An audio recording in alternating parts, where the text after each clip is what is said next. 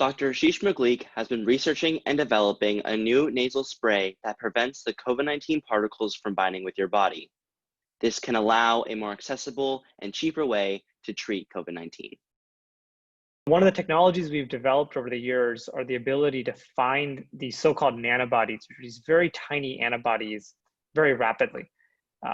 And when the virus struck, we decided to, like many other scientists across the world, use some of the approaches that we've been developing for a variety of other reasons to see if we could develop something that may have some practical consequence for the pandemic.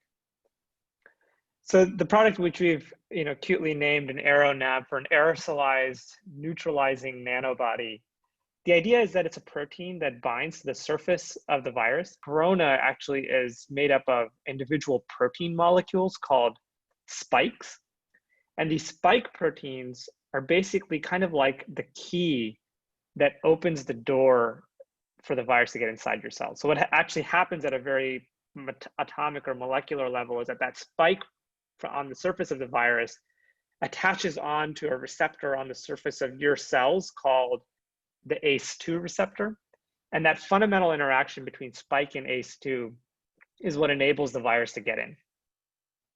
So the idea here is that if we can block that fundamental interaction that's so critical for the virus to get in, then we can prevent infections in the first place.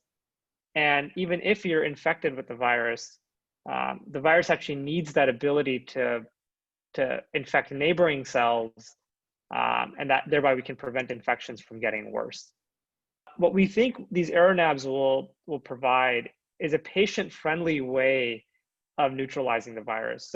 That's really the fundamental advantage of one of these Aeronabs, is because these proteins are so stable, and that's one of the things that we engineered to, for these molecules, that they're so stable that they can be dried down to a powder, and on top of that, they can be aerosolized into one of these with one of these little devices that you can buy off on Amazon or on eBay.